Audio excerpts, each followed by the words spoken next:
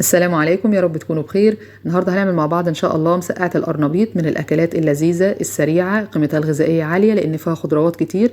وهيكون ده اتجاهنا ان شاء الله الفتره اللي جايه، نعمل وصفات بسيطه وبمكونات كلها موجوده في البيت سواء حلو او حادق. يلا تابعوني علشان تشوفوا معايا الطريقه والمكونات.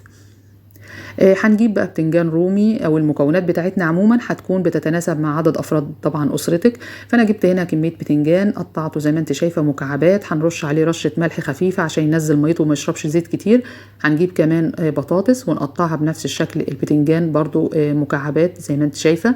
ودورنا في الفريزر كده لقينا عندنا كيس في حته قرنبيط كنا مفرزنينه مع بعض قبل كده لو تفتكري، موجوده طريقه فرزنه القرنبيط موجوده على القناه.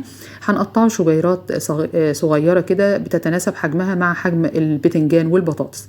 يلا بقى هنروح نقلب الثلاث حاجات دول ونرجع نشوف هيبقى شكلهم عامل ازاي معانا باللون الذهبي الجميل ده.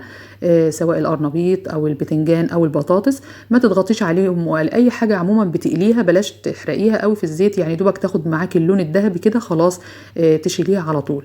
هنجيب بقى هنا مقلاية، نحط فيها معلقتين زيت بس، ومش هنكتر المادة الدهنية لان احنا اوريدي عندنا الحاجات دي كلها مقلية بالزيت، فهنحاول نقلل في اي مادة دهنية هنستخدمها بعد كده. وده برطمان الثوم المفروم اللي عملناه مع بعض على القناة وخزناه، زي ما انت شايفة طالع بالشكل الجميل ده، طري خالص. لونه حلو زي ما هو، ما غيرش، وما اقولكيش بقى كمان الريحة عاملة ازاي، كأنك لسه دقاه دلوقتي، يعني فريش خالص. هندوب قطعة الثوم اللي احنا خدناها، وطبعا كمية الثوم متروكة برضو ليكي، في ناس بتحب الثوم كتير في الاكل، في ناس بتحبه يدوب معقول او اقل، ده على حسب طبعا المستحب عندك في البيت. هندوب كده الثوم في معلقتين الزيت، وننزل عليهم بكيس من الطماطم اللي احنا برضو كنا عاملينها مع بعض قبل كده بطريقة جميلة جدا وفرزناها. وزي ما انت شايفة لونها ما شاء الله جميل قوي. وهنروح نجيب 250 جرام من اللحمة المفرومة المتعصجة اللي احنا عصجناها برضو مع بعض قبل كده في القناة، وهسيب لك لينكات الحاجات دي كلها في صندوق الوصف.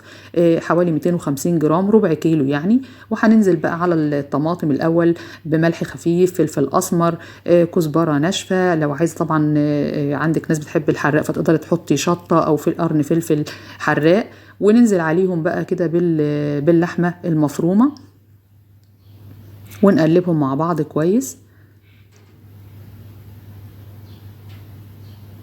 ونبدأ ننزل عليهم بقى بالبطاطس اللي هي المقالي اللي احنا عملناها، البطاطس وناخدها تقليبة، وبعدين القرنبيط، وبعدين البتنجان.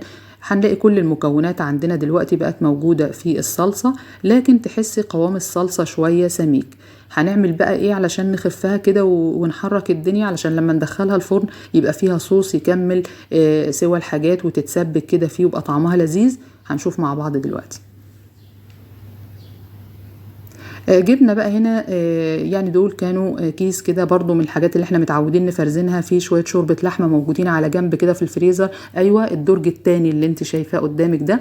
هنطلع بقى الشوربة، لو ما عندكيش هتعملي ايه، مكعبين ماجي في شوية مية سخنة يدوبوا كويس، وتبليهم كده وانزلي بيهم بس بشوية صغيرين منهم علشان يحركوا لنا الخليط بتاعنا اللي احنا عملناه ده بالشكل ده. معلش الحركه بطيئه شويه لان انا بقلب بايد وبصور بالايد التانية، فزي ما انت شايفه هيبقى القوام معانا كده. نجيب قالب بقى فرن ونحط المكونات بتاعتنا فيه. شايفه بقت سلسه بقى شويه لما احنا حطينا لها الشوربه، وطبعا الشوربه هتزود هنا اصلا القيمه الغذائيه عندك، يعني هتديكي طعم كمان حلو جدا للوصفه. هنرتب بقى الشكل العام كده بتاع طاجن الفرن او القالب زي ما انت بتسميه، وحركيه بقى كده شوية عشان يتساوى المقدار في طبق الفرن. وهنجيب حوالي ربع كيلو من الجبنة الموتزاريلا، ودي برضو من الحاجات الاقتصادية اللي أنا بعملها. بجيب مثلا الكيلو على بعضه وأقسمه في أطباق فلين أو بلاستيك زي ما انت شايفة كده بتاعت حفظ المأكولات في الفريزر. كميات صغيرة برضو على قد مقدار الوجبة اللي أنا هعملها، مش لازم أحط الكمية كلها وأحطها مثلا كيلو على بعض وأجي أكسر منه وقت ما أستخدمه. فقسميه من الأول إرباع أنصاص زي ما انت بتحبي. هنحط بقى كمية الجبنة على الوش المسقعة بتاعتنا، وبعدين نروح برضو نعمل حاجة بسيطة كمان هتدينا قيمة غذائية شوية كمان.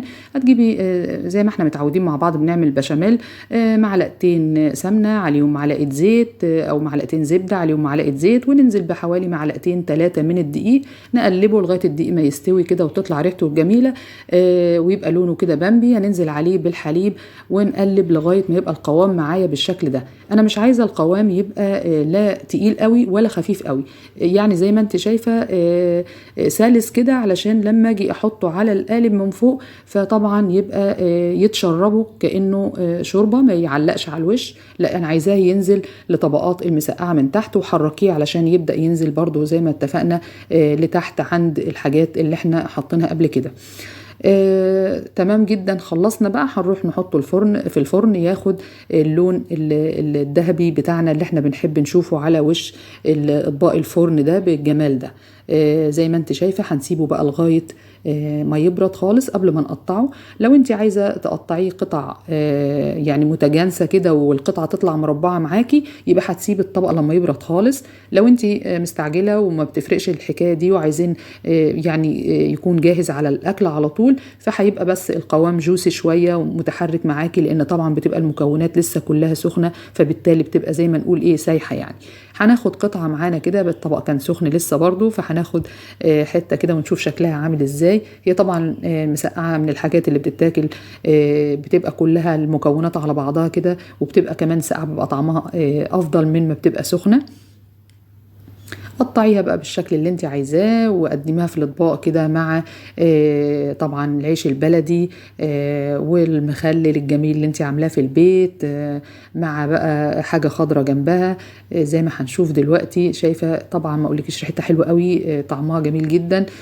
كمان وصفه اقتصاديه وفي نفس الوقت فيها مكونات القيمه الغذائيه بالبروتين والخضروات اللي احنا نحب دايما انها تكون متوفره وموجوده في اي وجبه احنا بنعملها.